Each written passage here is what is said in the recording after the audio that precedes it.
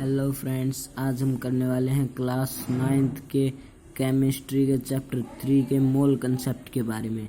तो चलिए, वैसे इस मोल कंसेप्ट में ज़्यादा कुछ तो है नहीं, लेकिन बस 5-6 फार्मूले हैं। इनके भी ये जैसे हमने बना रखे हैं कुछ फार्मूले, जिनसे आपके न्यूमेरिकल्स हैं जो चैप्टर 3 के, वो आसानी से सॉल्व हो जाएंगे।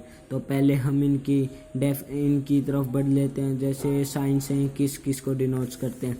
देखिए, जो नंबर छोटा n का साइन है वो करता है नंबर ऑफ मोल्स को डिनोट।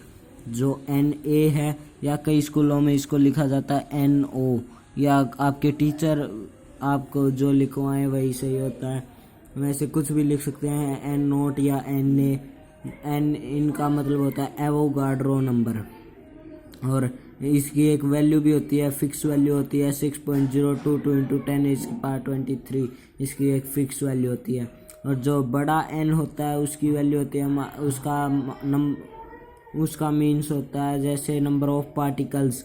और जो नंबर ऑफ पार्टिकल्स होते हैं वो 3 पार्ट्स में डिवाइड होते हैं। जैसे इन सभी को आयंस होता है जो, और एटम और मॉलिक्यूल, इन तीनों को ही हम वो नंबर ऑफ पार्टिकल्स बोलते हैं। तो जैसे कि चलिए अब हम आगे बढ़ते हैं। जो छोटा m होता है वो होता है गिवन मास, और जो बड़ा m होता है वो होता है मोलर मास।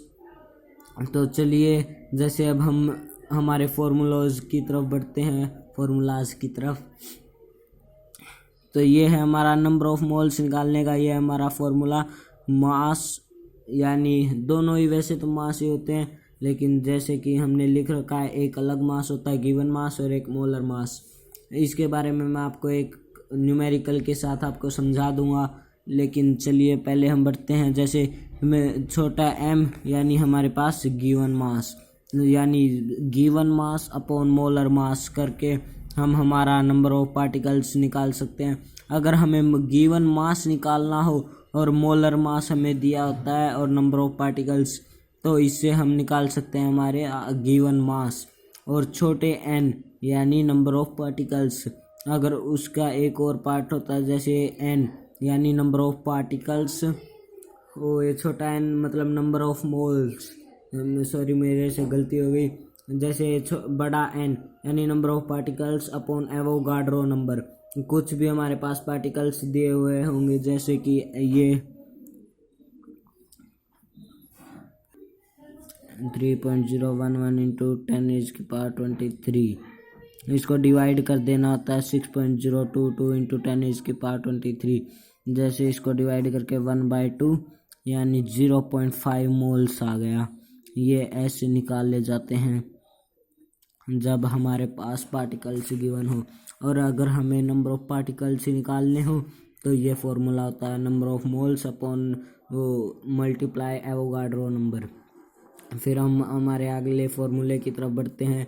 जब हमें नंबर ऑफ पार्टिकल्स निकालने हो और वो मोलर मास और गिवन मास दोनों ही गिवन होते हैं, तो जैसे हम फिर करते हैं पहले गिवन मास फिर molar mass multiply Avogadro number. अगर हमें गिवन मास निकालना है और मोलर मास गिवन है और नंबर ऑफ पार्टिकल्स भी गिवन है, तो जैसे हम number of particles upon Avogadro number into यानी मल्टीप्लाई में मोलर मास। तो यही थे हमारे बेसिक फार्मूले इस मोल कंसेप्ट के। अब मैं आपको कुछ जैसे इन फार्मूलाज पर एक पर सब न्यूमेरिकल्स दिखाता हूँ आपको करके। देखिए, दिखाता हूँ आपको। देखिए, जैसे हमारा फर्स्ट न्यूमेरिकल ये फर्स्ट ही फार्मूले से निकलेगा। ये रहा हमारा फार्मूला। इसको तो चलिए इसको निकालते हैं। जैसे कि हमारा फार्मूला था n is equal to m upon m। n is equal to m यानी ये हमारा है गिवन मास। गिवन मास हमें क्या दे रखा है फ्रेंड्स, 46 ग्राम अपॉन Na। इसकी वैल्यू Na होता है सोडियम,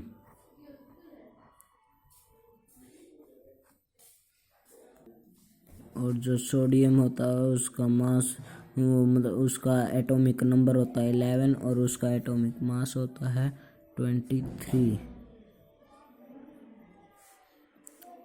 ये थोड़ा ऊपर नीचे लिखा हुआ है, तो इसके नीचे हम 23 लिख देते हैं। तो 1/2 यानी हमारे पास 2 मोल्स निकला है हमारा आंसर।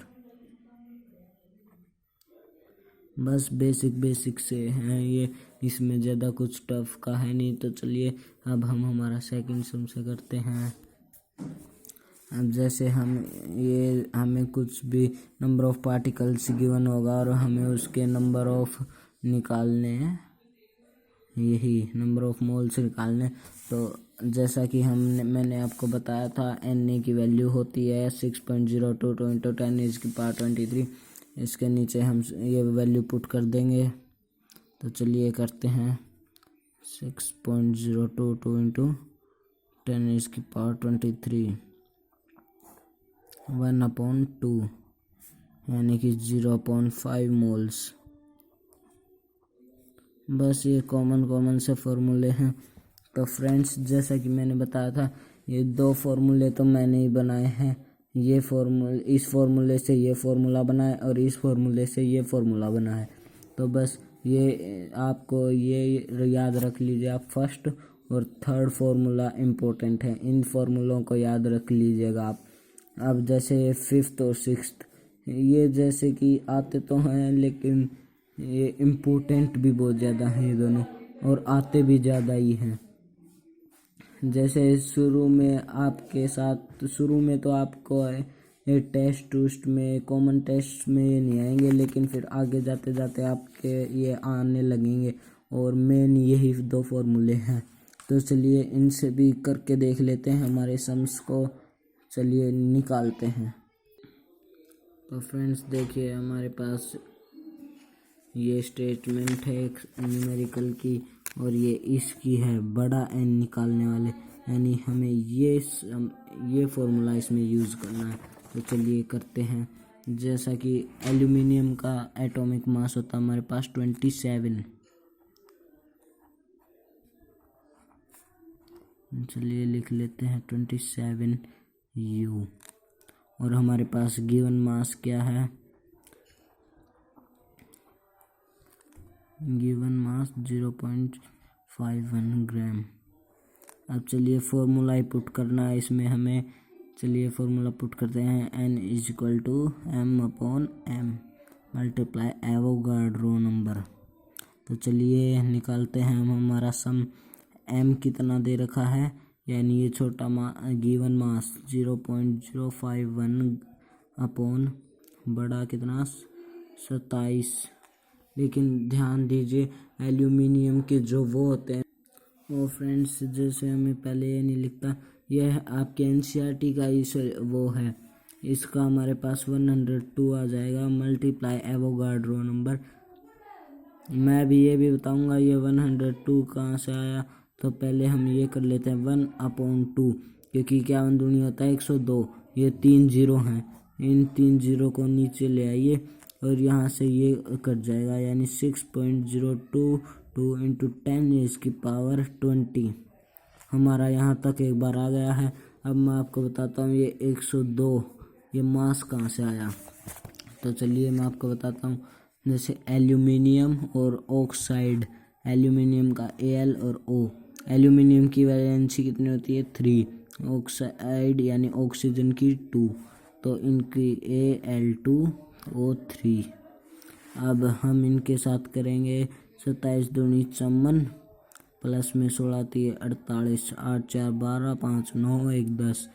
यहाँ से हमारा आ गया ये मास। हमें ऐसे करना था।